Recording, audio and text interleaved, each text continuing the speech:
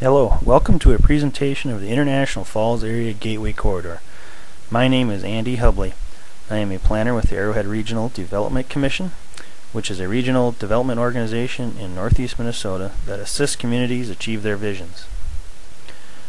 The Gateway Corridor planning process was started in 2006 after a group of key stakeholders from International Falls, Minnesota attended a training provided by the National Park Service regarding the connecting of communities to national parks. The International Falls area is a gateway to the Voyageurs National Park, Minnesota's only national park. Following the training, the attendees identified some priorities for improvements for the community. One priority was to create a visual connection between International Falls and Rainy Lake, which includes the national park. In order to move the corridor improvement project forward, a task force was formed. The group is very comprehensive and includes both public and private sector representatives. The task force first developed a vision for the corridor, complete with a timeline. The vision foresees the Gateway Corridor as a true community asset. Before we go on, let's take a Gateway Corridor tour. The corridor is located in northern Minnesota, near the Canadian border.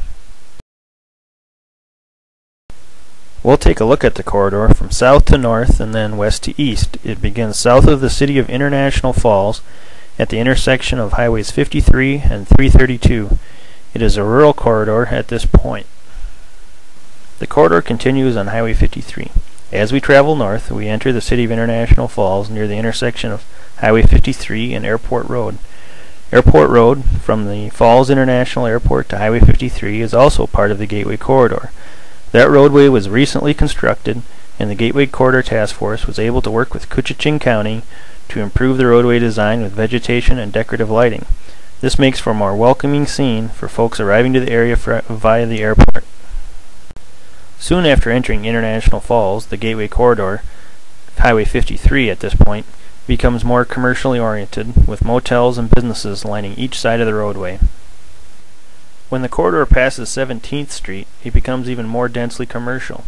Restaurants, including both local and chain eateries, and gas stations are located here among many other types of businesses. The highway narrows a bit and has slower speeds. Soon Highway 53 brings us to downtown International Falls. Downtown has a nice mix of offices and businesses. Downtown streets were recently constructed and now include decorative lights, benches, and planters. Downtown is very pedestrian friendly. At this point, the Gateway Corridor turns onto Highway 11 and heads east. Initially, Highway 11 is very industrial, with multiple wood product industries located here. There is a busy train crossing. Soon, however, the highway becomes more rural again. It leaves the city of International Falls and moves through a couple of quiet neighborhoods called French and Jameson. The corridor then passes the city of Rainier. Rainier is a quaint community with a small town character. It is located right on the shores of Rainy Lake. After Rainier, the corridor becomes very rural. It is lined by woods and wetlands. It is easy to see why the roadway is a state-designated scenic byway. It is designated as the Waters of the Dancing Sky Scenic Byway.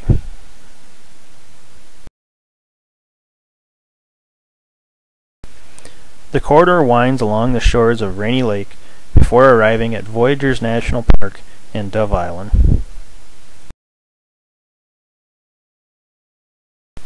In 2007, the Gateway Corridor Task Force reviewed the roadway and developed a list of recommended improvements.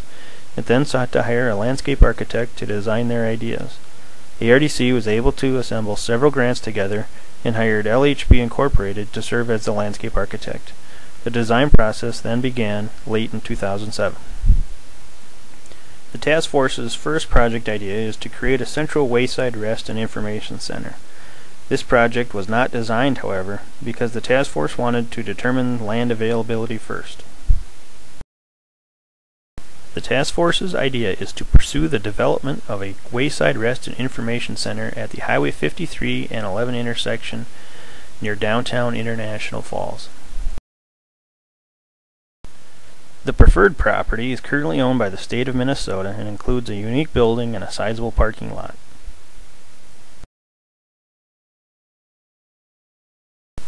The task force has assigned a subcommittee to pursue this project.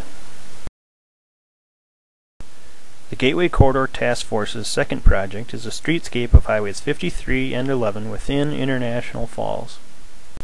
This project would include improving the aesthetics of the corridor through removal of overhead wires, installation of decorative lighting, and development of pedestrian facilities. This slide depicts the intended improvements. I apologize that it may be too small to read. As with all the drawings shown in this presentation, you can go to www.arrowheadplanning.org/gateway for more details. The task force would like to add at least 2 vest pocket parks to the corridor between 17th and 11th Street on Highway 53, an area that is more pedestrian oriented. Moving over to Highway 11, the task force is looking to improve the industrial area. It isn't trying to hide the industry, but is instead seeking to enhance that view. Proposed improvements include the use of curbs and vegetated boulevards to define the driveway on each side of the railroad tracks. This should also enhance the traffic safety at these locations. The task force also wants to connect the Rainy Lake Bike Trail to downtown International Falls through this location. The trail currently ends at the tracks.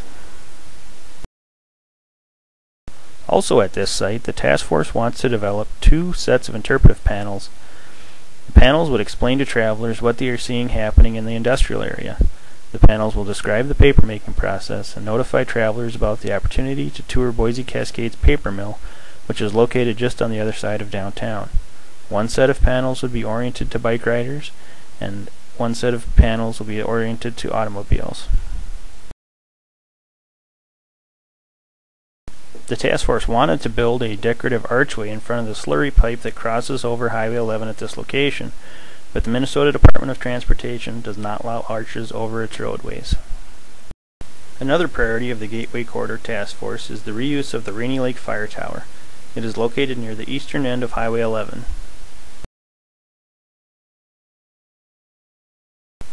The tower is owned by the state of Minnesota and provides a stunning view of Rainy Lake, Canada, and Voyageurs National Park. If this project is to happen, a willing entity to administer the site needs to be identified.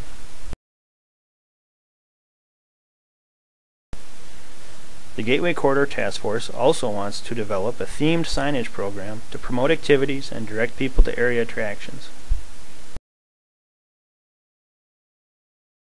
A large wayfinding sign design was developed for major locations, and a smaller sign was developed for lesser sites.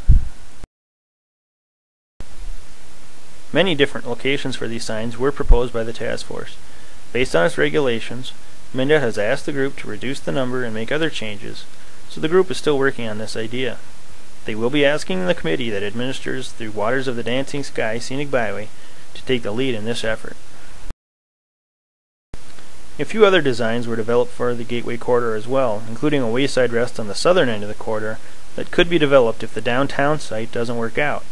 The landscape architect also developed suggestions for the design and materials of private buildings and signs. These suggestions can be used if a business owner so chooses. The primary next step for the task force is to identify entities that are the best fit to move these projects forward. Presentations will be made to entities, and formal requests to become the project's administrators will be made. More information on this planning process can be found at www.arrowheadplanning.org/gateway. You can also contact me, Andy Hubley, by emailing me at ahubley@ardc.org. Thank you for your interest.